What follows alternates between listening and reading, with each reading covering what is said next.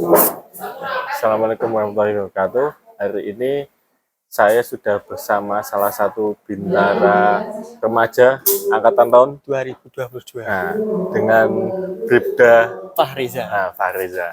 Kemarin sudah saya buat layer tuh terkait pertanyaan bintara baru itu kiat-kiatnya apa aja nih.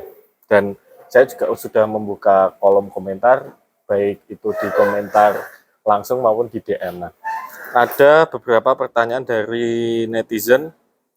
Langsung saja, salah satunya tips untuk bisa lolos menjadi anggota Polri itu harus seperti apa, baik itu makannya, olahraganya, atau seperti apa menjaga kesehatannya. Saya akan langsung saja dengan Fahriza. Fahriza, sampai lupa saya. Nah, Mas Fahriza, Siap.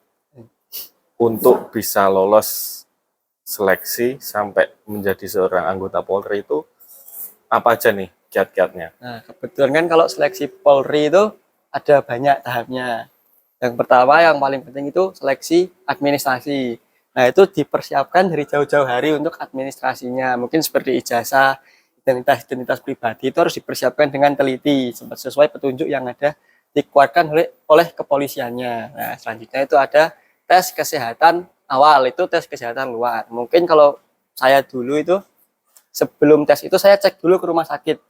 Jadi saya cek seperti tes polisi itu ada kurangnya atau tidak. Itu jauh hari. Jadi kalau misalnya kita ada kurangnya, kita bisa memperbaiki dulu.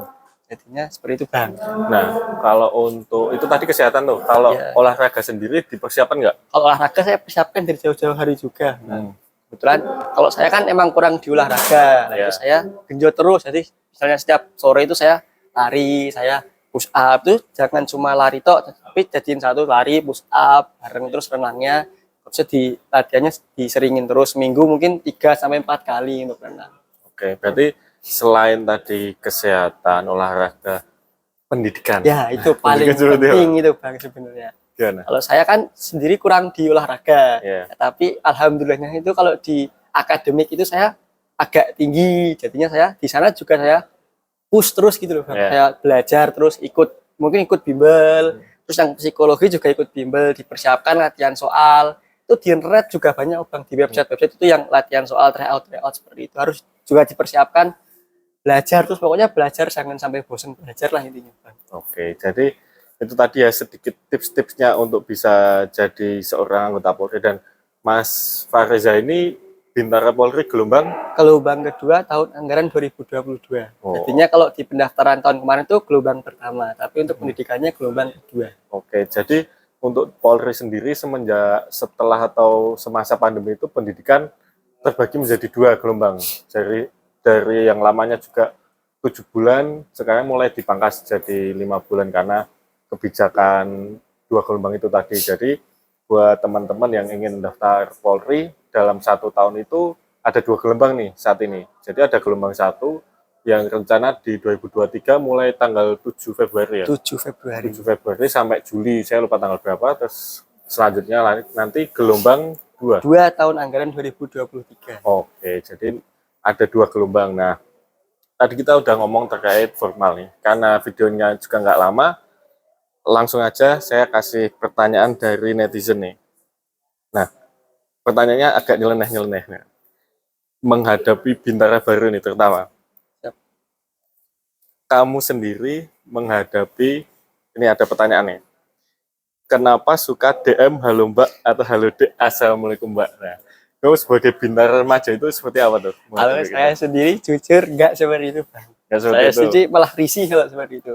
Kenapa kau bisa? Teman-temanmu ada nggak kayak gitu? Kalau teman-teman saya itu mungkin dari pendidikan itu sudah diajarkan, untuk SPN Polda Jogja itu sudah diajarkan. Kalau kita jadi polisi itu tidak boleh, maksudnya membanggakan, menyalahgunakan seragam kita untuk hal-hal yang seperti itu loh, Bang. Jadinya kalau kita DM saya halo D, halo Mbak, apalagi kita pakai pamer seragam itu, kalau dari pendidikan diajarkan sangat tidak diperbolehkan. Jadi kita itu menggunakan seragam ya untuk membantu masyarakat, untuk menolong masyarakat, mungkin ya intinya untuk melayani, mengayomi dan melindungi masyarakat.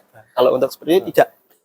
Jadi intinya nggak semua polisi seperti tidak, itu ya? Sama sekali tidak. Oke, jadi seperti itu ya teman-teman.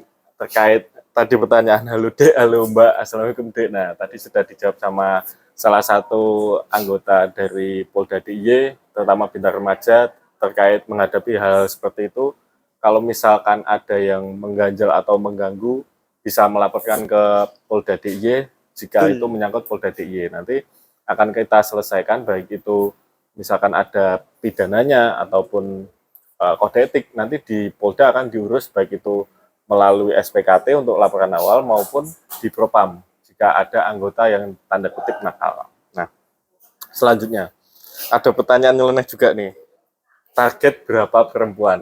Nah, kebetulan kalau Bintara Remaja ini dia belum boleh menikah 2 tahun ya. Betul, ikatan dinas 2 tahun. Nah, ikatan dinas itu 2 tahun. Nah, itu bagaimana nih menghadapi problematika selama 2 tahun ini? Persiapan kamu tuh? Kalau saya sendiri selama saya masih muda itu kalau bisa saya mengejar karir dulu Bang.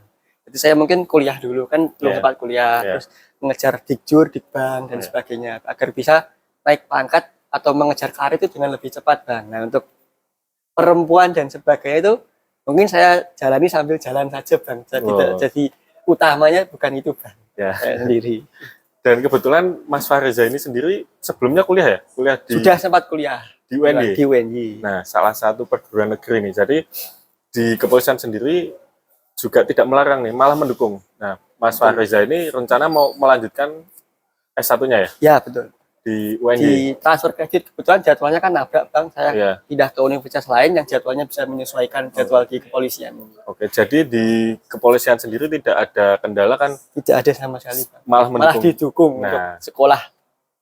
Terutama untuk kenaikan pangkat juga. Betul. Nah, itu tadi teman-teman. Jadi di kepolisian itu tidak melulu masuk polisi terus pendidikannya itu terhambat. Nah, selain pendidikan umum juga ada di kepolisian ada namanya Dikjur. Nah, di pendidikan umum baik itu S1, S2 maupun S3 hingga ada di kepolisian ada Dikjur. Nah, itu masing-masing itu memiliki poin yang nantinya akan memangkas pangkat, misalkan dari Bribda ke Bribtu itu 5 tahun, misalkan dia S1 menjadi 4 tahun, dikena potongan 1 tahun. Jadi mungkin sedikit itu saja tips yang bisa saya sampaikan. Kita akan lanjut di part selanjutnya sesuai keinginan netizen. Billahi taufiq wal hidayah. Wassalamualaikum warahmatullahi wabarakatuh. Mantap.